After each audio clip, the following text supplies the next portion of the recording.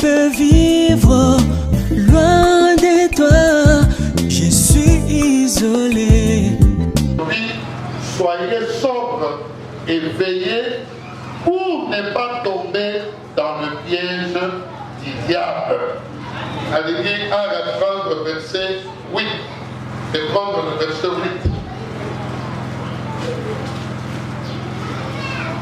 Verset 8. Bofongola miso. Bozala etende. Pambate. Monguna nabino zabolo. Azali kotambola tambola. Lokola tambo oyo ezali koganga. Pe koluka moto ya kolia. Amen. Bofongola miso. Pe bozala etende. Pointe bokweya na kati na masengenya ya Satana te. Nalobi malamu, hein? Amen. Nalobi malamu, hein? Oui. Voilà. C'est ça, thème na biso na linga. Ofongola miso pe bozala ekenge. Pointe bokweya na kati na masengenya ya Satana te. Bien-aimé dans le Seigneur, oh, ils ont dit message, Pierre, l'apôtre Pierre, a commis par Christ. Ils ont dit Mukanda. Et Mukanda Nyosho, ils ont dit Oyo a commis Yango. Et Oyo a commis Mukanda Oyo, comme on a dit Pierre. Pierre a dit Nani. Pierre a dit apôtre. Ils ont dit Moye Koli na Yesu. Oyo abandaki na Yesu. Tango bandaki musala na ye, tango bandaki musala na ye, ye azalaki na ye elongo, pe kino mokolo ye akufaki. Pierre azalaki na ye. Alors bien aimé dans le Seigneur, le Seigneur dit toye ba ete, tango Pierre atambolaki na Yesu, akutanaki na makambo ebele na kati na vie na ye. Pierre akutanaki na makambo ebele. Et la carte de Mukanda Oyo, Pierre a partagé expérience na ba Oyo, bandimela ki Yesu na kati na bombo na bango, ba Oyo bakomaki ba Kristo. Parce que Pierre azalaki na privilège ya komona Yesu na miso na ye ya mosu. Biso tozali komona Yesu na miso na biso ya molimo. Mais Pierre, ye azalaki na privilège ya komona Yesu na miso na ye ya mosu. Atambolaki na ye, amonaki ba expérience ebele, amonaki makambo ebele oyo Yesu asalaki. Mais makambo nini oyo eyelaki ye? Parce que nazali kosala résumé po ete to comprendre makambo oyo po Pierre akomi na kati na mokanda oyo. But ya mokanda oyo ya Pierre ezali ya kolendisa bakristo, kolendisa bana na Nzambe ete ekengeli koyeba ete ata ozali mwana na Nzambe, ata ozali mokristo, ata ozali moyekoli ya Yesu Kristo, ata yo otondisami na Molimo Mosantu kati na yo, ata yo olobaka andane, meyeba ete en tant que mokristo okoki kokutana na souffrance. Tolobi amen. Amen. Loba makasi amen. Amen. Lelo eza évangile moko bazoteya. Yaka epai na Yesu. Okobela lisusu te. Yaka epai na Yesu. Okozala lisusu na baesheke na vie te. Yaka epai na Yesu. Okozala prospère. Yaka epai na Yesu.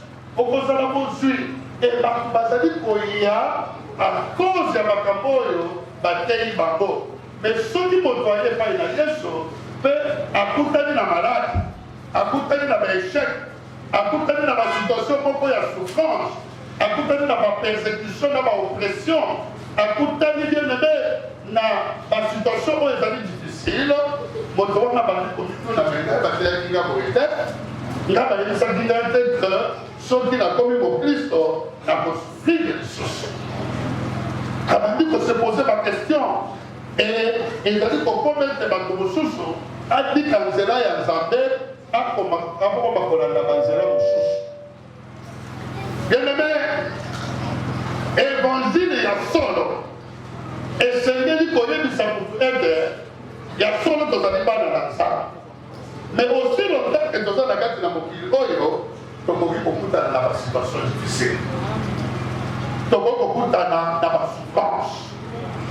yango nde makambo oyo Paul Pierre azali kokomela bato oyo baza bakristo et azali kopesa bango expérience na ye moko.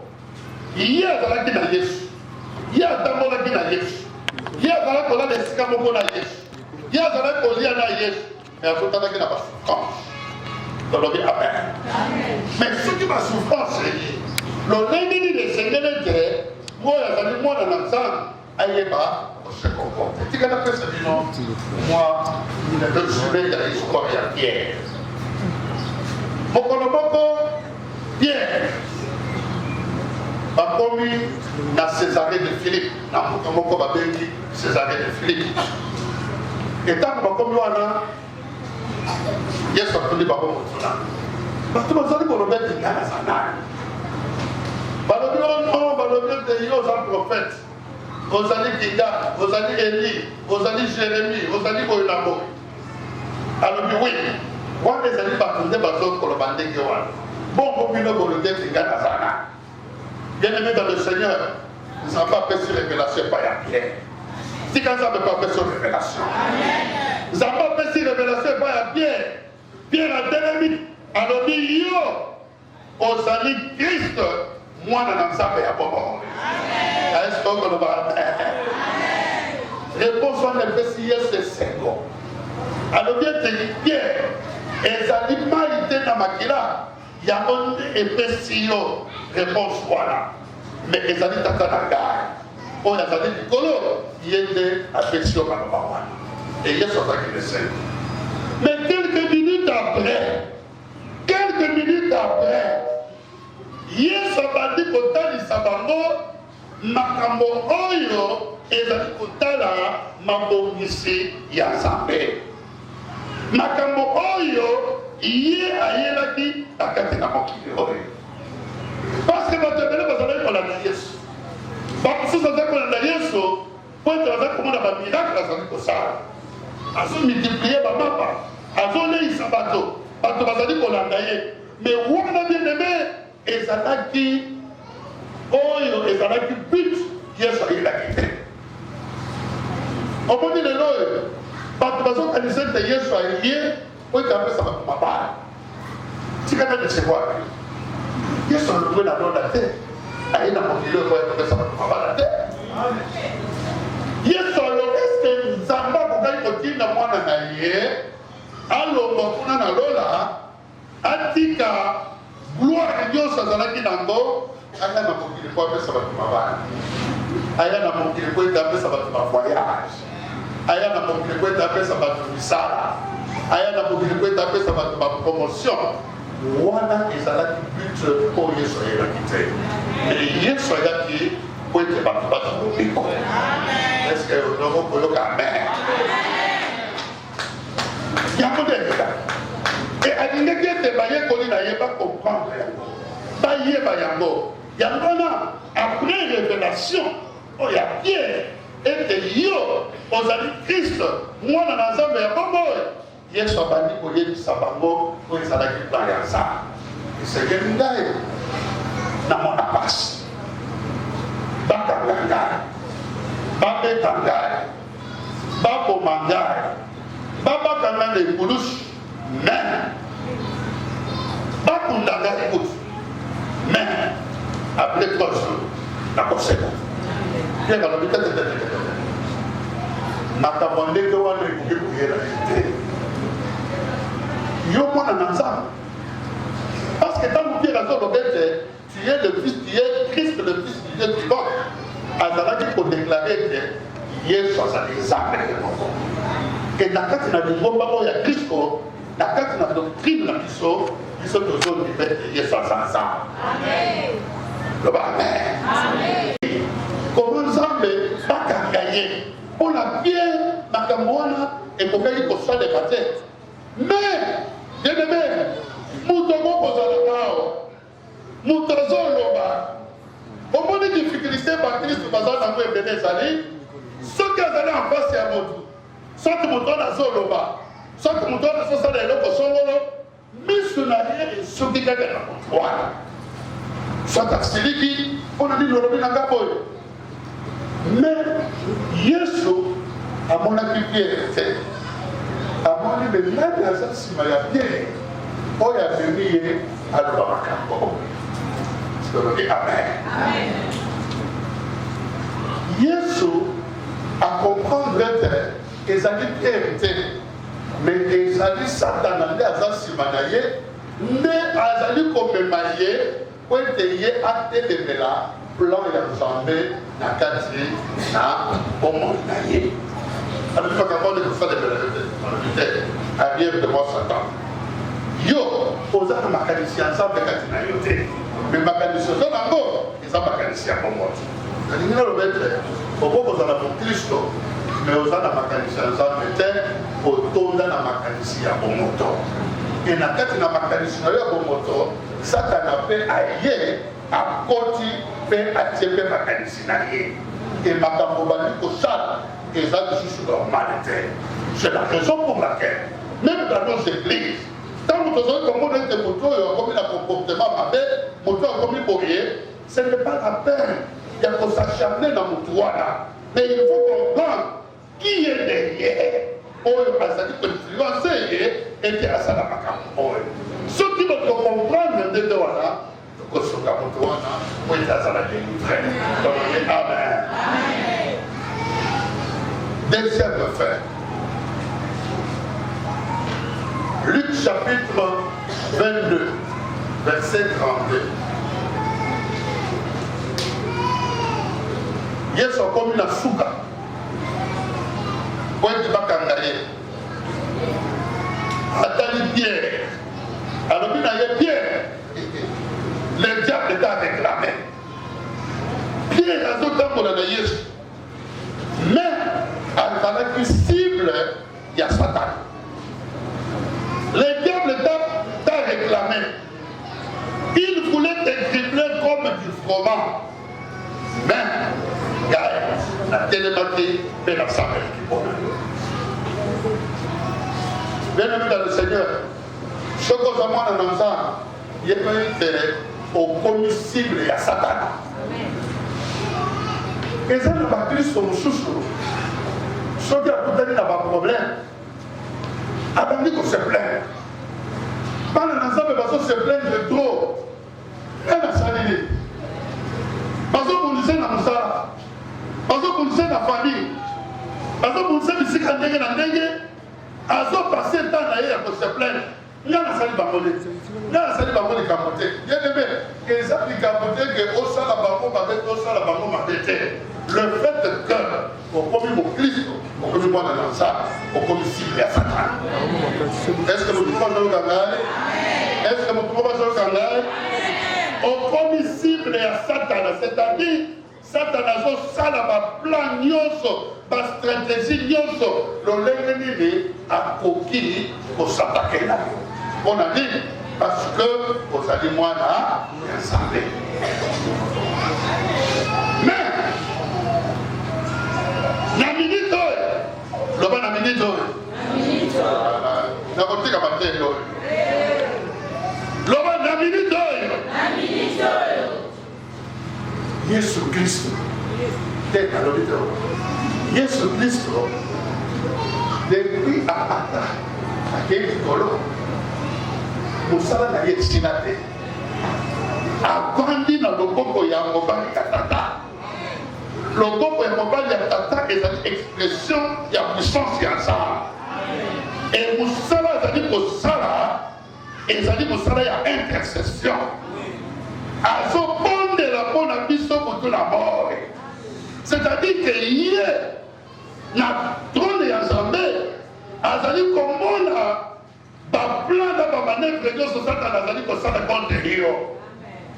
Et avant de yo yeba po ete otele bobanda kosambela ye asatelemi mpe asambeli mpona yo. Oh, alleluya! Alleluya!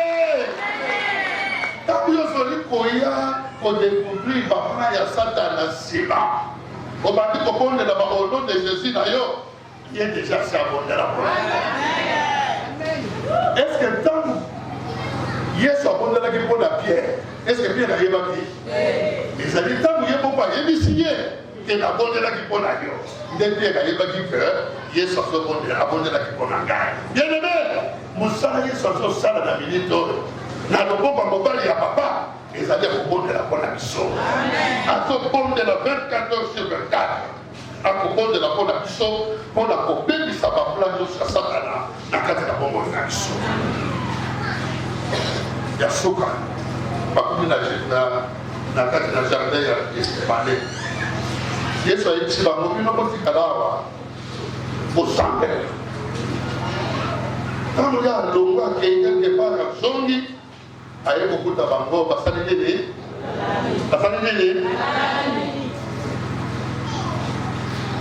Ntango bato balalaki akei lisusu azongi akuti bango balala, akei lisusu azongi akuti bango.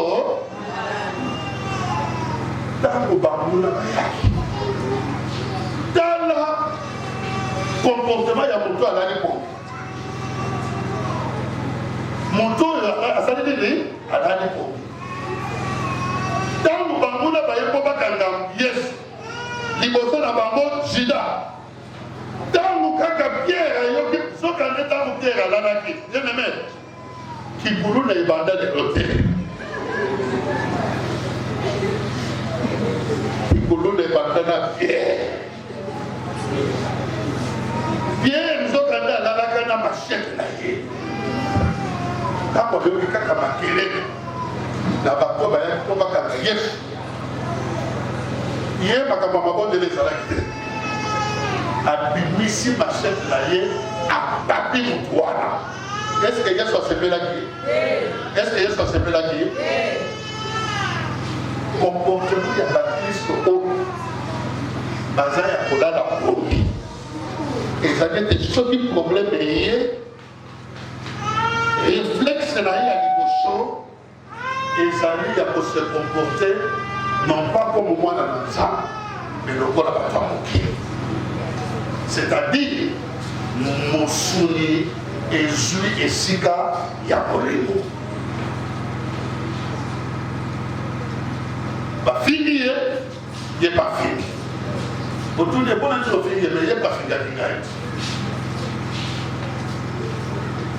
Est-ce que mwana na nzambe soki bafingi yo il faut le profil? Voilà le comportement ya Pierre.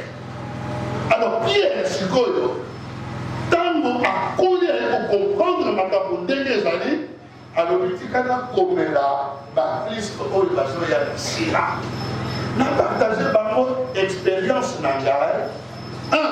Natalisa bango ete ata ozali mwana na nzambe, ata oza mokristo, souffrance mpe ekoya.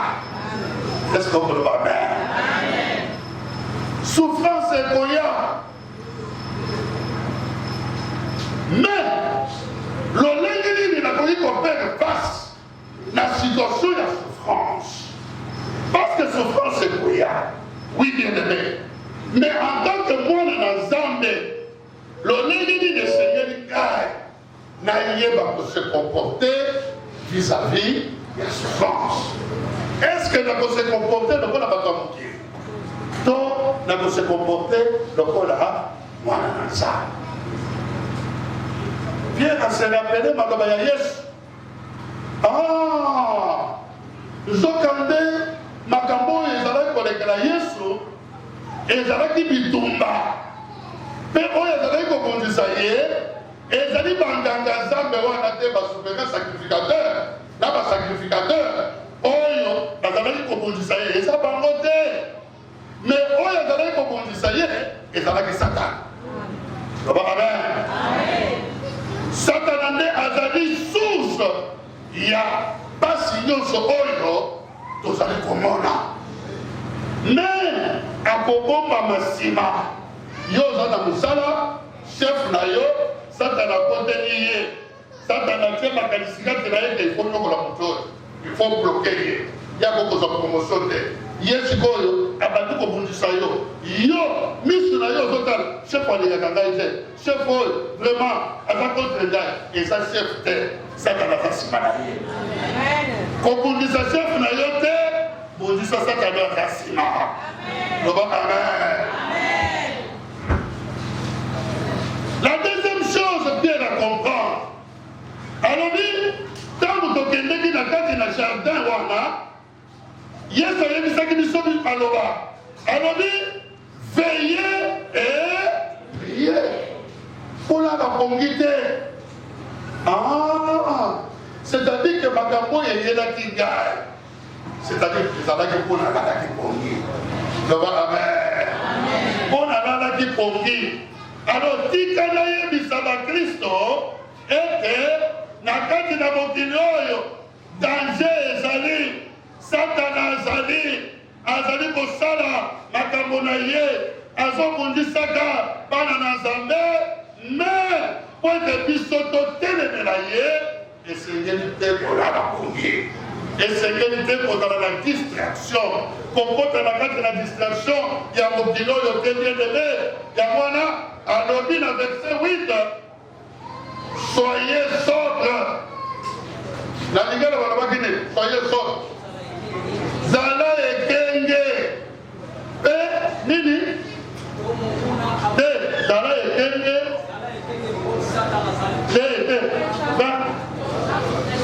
Tanga yango. Zala ekenge na eloko mosusu peye na lingala.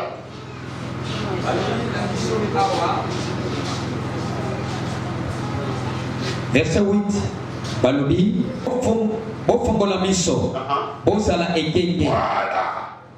Alobi na bango bino bakristo bofongola miso. Lelo ezali message pour l'église ya Kristo munga fula nzambe azali koloba na yo fongola miso. Fongola miso. Zala ekenge. Fongola miso pe zala ekenge. Kozala moto oyo ozali kokota na kati na distraction te. Pierre akotaki na kati na distraction yango nde ememaki ye olie à se comporter lokola moyekoli na Yesu, ye à se comporter lokola bato ya moke. alobi ete makambo oyo eyeli ngai eyela bino te. Soki mpasi eye kopanike te, parce que bakristo ebele soki mpasi eye apanike, abandi bilobaloba, akomi kose plaindre. Bien-aimé, baplainte, bagémissement yango nde ezali distraction ya satana. Est-ce que moto moko azoyoka ngai? Soki okoti na kati na kose plaindre, bien-aimé, okozala lisusu moto azali ekenge te, parce que ememi trouble okomi na bainquiétude ezali kopekisa moto ayoka mongongo na nzambe. Soki moto azali inquiet, makanisi na ye ebandi kotambola, azokanisa bien-aimé, makanisi na ye eza esika moko te. Moyen à comprendre ete oyo azali koloba na ngai ezali nzambe akokomprendre yango te. Alors sikoyo ekodwi makanisi na ye nde ekomi kobima kati na ye, abandi kokanisa il faut nasala likambo boyo, il faut nasala boyo, abandi kosala bakalcule na ye moko ndenge nini ngai nakobima na situation oyo. Oh bien-aimé, combien bakristo oyo akomi na kati na pasi mbongo eza lisusu te, alobi no il faut noluka bambongo na moye nyonso nakokosala ndenge nini nakende koyiba, parce que naza besoin na mbongo, nakende kodetourne mbongo na mosala parce que naza besoin na mbongo. Soki azali mwasi alobi nakokoteka ta nzoto na ngai po ete nazwa mbongo. Tala lolenge nini ntango makanisi na yo evandi lisusu esika moko te nde koma okokota na kati na distraction ya satana. Tika kelelo oyo nzambe abimiso na distraction. Bien-aimé, distraction yango nde ezali komema bato na pongi.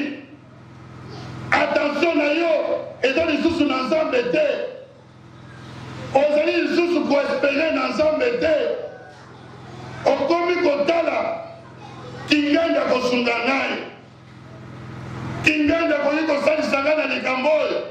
Bien aimé dans le Seigneur, avant ete okanisa ete kinganda kosunga ngai, tia nano makanisa na ye epai na Nzambe. Omoi oyebi na kati na vie oyo moto akozala na mbongo, mais soki Nzambe asimbi motema na ye te, akosunga yo te, akosalisa yo te bien aimé. Même soki azali membre ya famille na yo, soki Nzambe asimbi motema na ye nde akosunga yo. Tobima na kati na distraction, tobima na kati na makanisi oyo Satana atie kati na biso kokanisa ete soki souffrance eyebi ngai moko nakoki kobunda po ete nabima na kati na souffrance wana. Oui, bien aimé, okoki kobunda yo moko, mais lokola tokomi bana na Nzambe, likambo nyonso ezali koyela biso tika na maboko ya Nzambe. Loba makasi amen. Kolala pongi te, ngai nalalaki pongi nazwaki échec, mais yo kolala pongi te, tika miso na yo ezala ya kofungwana. Mpona nini? Voilà la question. Soki pasi eyeli ngai, soki pasi eyeli yo, mpona nini Pierre azali kokonseye biso ete tolala pongi te, mais tozala ekenge? Wete, voilà la réponse.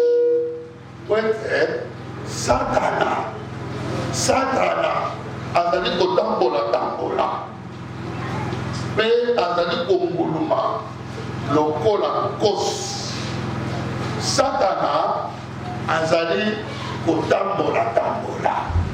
Bien aimé, Satana depuis babengana ye na lola, parce que alingaki atika mosala oyo en tant que Lucifer, ange de Dieu, alingaki atika mosala oyo Nzambe apesaki ye ya kogamba oyo ezali nkembo epai na ye, mpe ye moko alingi akoma Nzambe po ete abanda kozwa lokumu. Nzambe abengani ye, Nzambe akitisi ye na se. Bible ezali koloba na kati na Apocalypse chapitre 12 verset 7 à 12 ke akiti na kanda. Tala kosana na kati Satana te, ata mokolo moko te akozala na esengo. Bible elobi ete akiti na kanda. Ekanda wana akiti nango azali kosatake na eloko nyonso oyo ezali korepresente intere ya Nzambe. Eloko nyonso oyo ezali korepresente intere ya Nzambe ekomi cible ya Satana. E azotambola. Satana azali omniprésent te lokola Nzambe. Nzambe azali esika nyonso na minute oyo Nzambe azali. Mais Satana azali bongo te. Loba amen. Loba amen. Na kati na Job chapitre 1 verset 6 à 7, Nzambe atuni ye yo uti wana. Ayebisi Nzambe na uti kowayawaya. Je me promenais. Et tant que Satan a dit que se promener, ce n'est pas pour faire du bien aux gens. Et ça lui était à détruire vie à bateau. Et ça lui était à mettre la souffrance dans la vie à bateau. Parce que Jésus a dit dans Jean, le chapitre 10, à verset 10a, que l'ennemi, il vient, 1, pour voler, 2, égorger, 3, détruire. Dans la moussala d'ailleurs,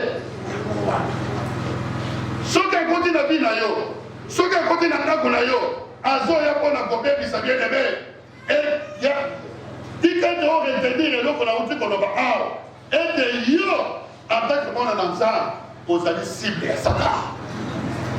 Est-ce que moto moko ayoki ngai? Soki olali olamuki yeba ete mitraillette ya Satana ezali fixe na direction na yo. Azoziluka moyen nyonso abeka yo yango. Etango azali kotambola azali kotala. Parce que Nzambe atuni ye motuna, est-ce omoni mosali na ngai Job? Est-ce que le mari est dans mon assiette? Alors oui. À mon avis, mais après 6 raisons. C'était même ça, ça n'a rien dit. Est-ce qu'on va bien? Est-ce qu'on va bien? Ça, on dit la femme. N'a dit que Rio bat de la cahier. Ça, n'a rien dit que ça va dans le combat de la Job. Ozo bat de la ye, ozo bat de la bigota na ye, ozo bat de la biloko na ye, pe opamboli ndako na ye mobimba. C'est-à-dire qu'il y a une sensation de cœur, ce qui Job a dit Gakayo, avant Gakayo, ils ont intérêt. Et on a intérêt. Pour voir des amateurs pour le mélange pour le souffle. C'est-à-dire, dans le temps-là, azali kota la situation ya moko na moko. Ce qui a commis quelque part, on a zamona dans ça, on a semblé la carte. Ça n'a eu une situation ya moko sort. Aïe parti que Job a banaka ça. Mais par raison il y a pessi, et ça va qui à côté. Job a eu une exemple pour la de l'autre côté. Mais à l'égalisation, pour être ensemble. Alors, on a bien, à ce moment, votre adversaire, bien aimé, ceux qui ont allé moi ensemble, et que Satan, où il y a Lucifer, a commis adversaire et ensemble, Yobé, que Satan a adversaire. Est-ce que vous Est-ce que vous c'est-à-dire que le message, il y a Pierre, et ça, le message, il y a pour exhorter, bateau, parce que tout le monde a passé, et puis il y a aucun sabango. Qu'on a la bonité, oh non, Dieu connaît, Dieu connaît, Dieu connaît. Mais Yobé, nous avons dit qu'il faut prendre conscience, était Nazaré la ennemi. Nazana adversaire. On a fait ça là-bas plan pour être un détruit la gagne. Bien aimé, la carte de la mobilité, ceux qui déjà va qu'elle soit que Keba na Moutouana, a fait ça là-bas pour être un Mario. Yo va dire la tranquille. Hein? Ceux qui ont monnaie, au cas où c'est qu'ils sont là pour un manga. Ceux qui à côté de la quartier, na yoto na lopango, pour la pongité. Mais comment se fait-il? Puisque nous allons pas ensemble, donc on l'a pongi pendant que notre ennemi est en train de travailler jour et nuit.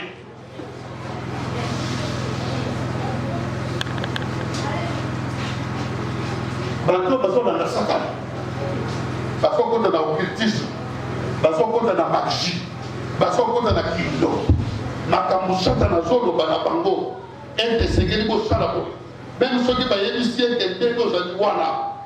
Ozoye ao pointe ozwa nguya pointe musala na yo tambo la malam pointe ozwa promotion à partir ya lelo soki okomi kaka na bureau na yo soki kaka bafongoli bureau okoko kota boye te na face boye te mais il faut tourner okota na mokongo bien aimé bato bazala te ya kosala yango. Est-ce que ça vous est fait? Comment on dans l'ensemble de la basali pour tous ça y est, mais puis ça va tous dans l'ensemble de tous ensemble. Le problème de ça dans les années au sang de aussi. Donc tous ensemble étaient bien aimés. Tous ensemble étaient. Pierre Alobi, hier Azali Kotambola, le col en Kossi. Olukanani Oloye Akolia. Tout à l'heure, documentaire. Banyamani Noyo, Kossi, Don, Léopard, Guépard, Jaguar, Bandaka. Ce qui va mourir, Banyamabazali, la Katina, Sanga, Bapatake Barote, Bapolukashiko, stratégie.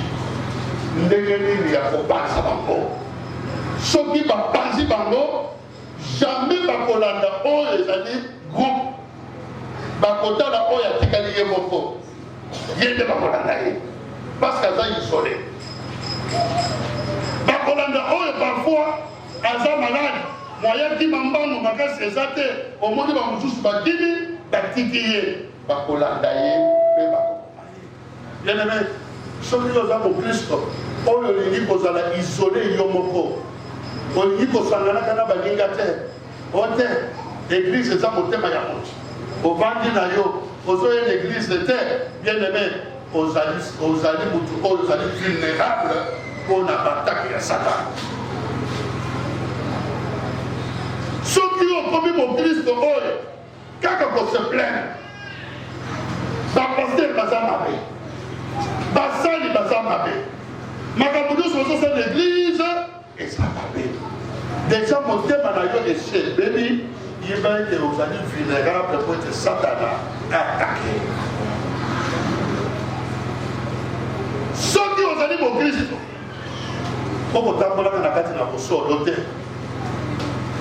oye na kati l'église bato nyonso bazomona ete oyo aza mosantu ozokande oza na double vie ntango oza na kati l'église oza na vie mosusu me ntango obimi na kati na famille na kati na mosala na kati na bisika otekaka bayebaka yo te koza mokristo d'ailleurs soki moto aye koluka yo naye koluka frère tel naye koluka sœur tel naye koluka tata tel azali ancien ya église soki oyoki deja bato babali kotuna ye basambelaka yebe ete ase abebisi esika wana osi koyoka makambo ndenge wana osi koyoka yango na église aza mosantu esika ya mosala aza pharaon na esika tekaka okoyeba teke oyo asambelaka moto ndenge wana ozali vulnérable na bataka ya satana nazali kotalisa bato oyo satana akoki koatake soki ozali mokristo liloba na nzambe ezali koloba ete nous devons marcher en esprit nous devons marcher en esprit mais non dans la chair mais yo ozotambola na mosulu olie ete otambola na kati na molimo yeba ete ozali vulnérable mpona baatake satana soki oza mokristo ozoya l'église dimanche mais pendant la semaine soki crise eye na vie na yo réflexe na yo ya liboso tozalaka na nganga moko na kati na famille basalaka makambo ya bokoko il faut toyebisa bakristo vérité eza na bakristo bayaka dimanche l'église mais pendant la semaine bakendeki pa banganga est-ce que la bouche kendeki banga mosusu na kati na makambo ya famille bon lokola nga nakomi mokristo eke bamosusu batikali na kati na makambo ya bokoko bon nga na koya te po soki na ye ekoregrese me na kotinda bon participation na ngai na famille oyo ekendeke epai ya makambo bokoko wana na kotinda bien-aimé ata okei te mais otindaki yo mpe oparticipe. Et il y a beaucoup de chrétiens comme ça. Il y a beaucoup de chrétiens comme ça.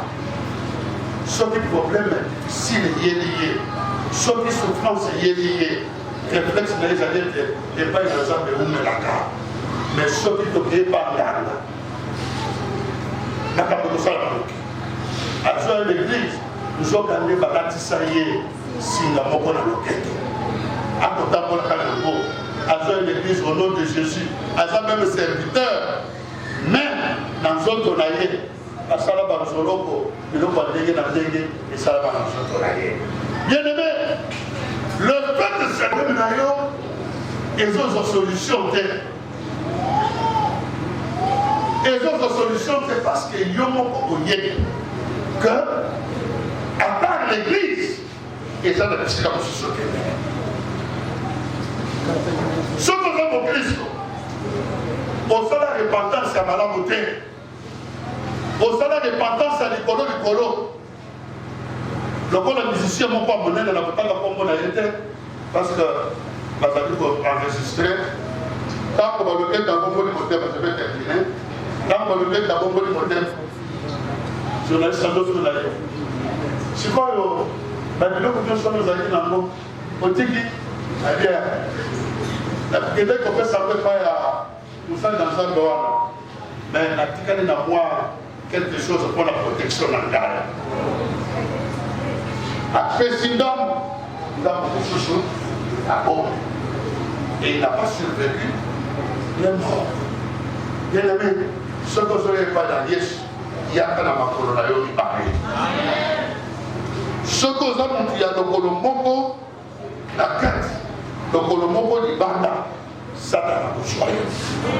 Mais puisque on est dans la semaine oil, la semaine oil, on se sent dans la bombe ici, contre Vinayo, na Sansa oil, na Mubu oil, nous sommes là, et Boya.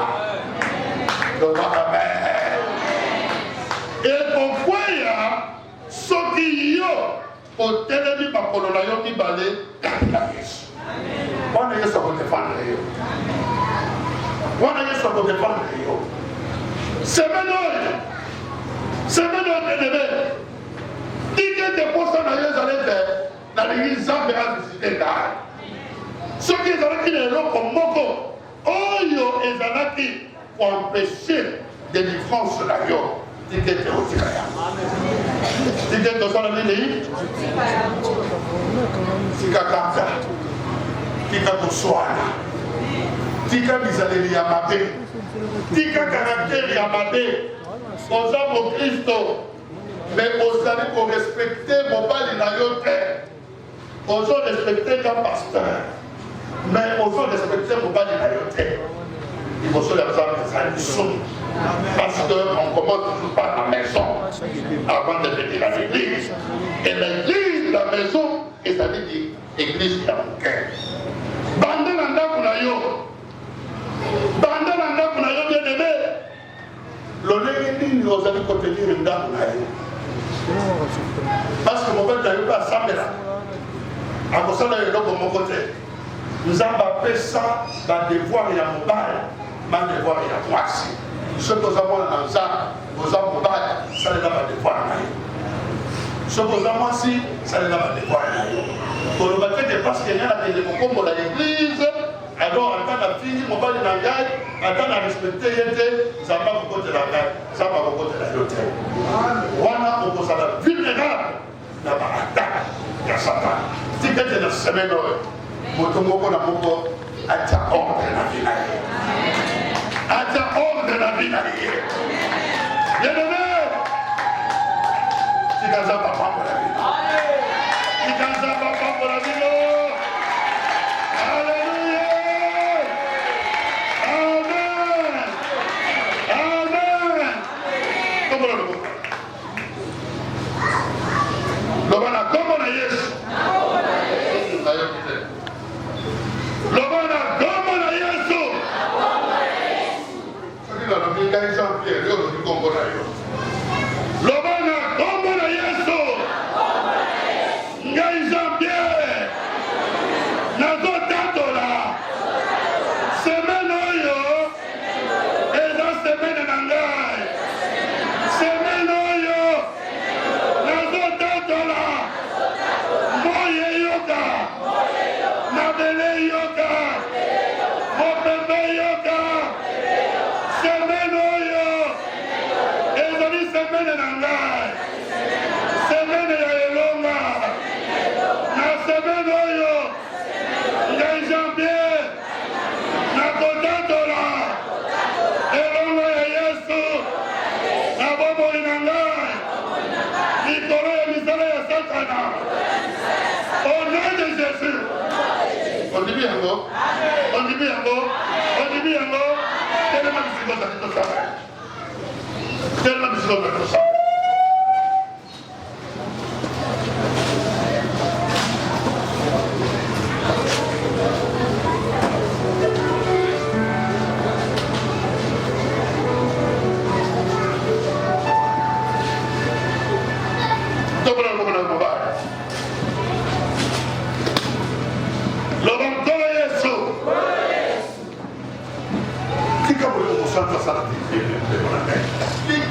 baptisé dans Saint-Esprit. Loba nkolo Yesu. Nayoki liloba na yo. Liloba na yo ezali solo. Lelo yo. Otindi liloba. Epai na mwana na yo. Oyo ozali kati na pasi. Yesu. Nazotatola. Pasi ekoya. Kasi ekofanda libala na zina ngai te.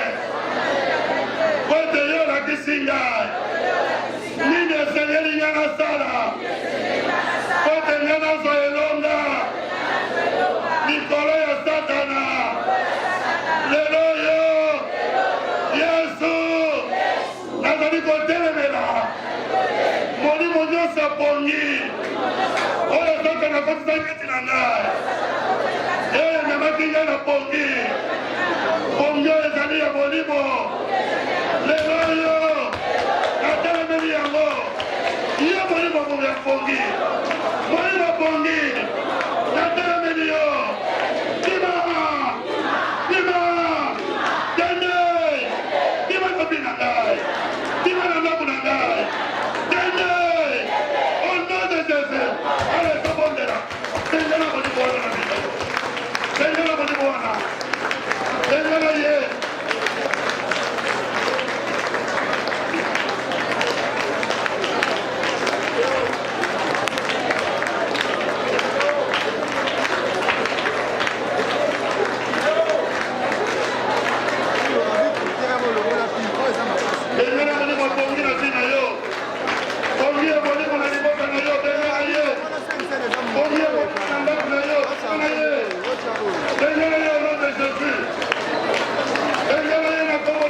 Sans toi, je ne peux vivre loin de toi. Je suis isolé.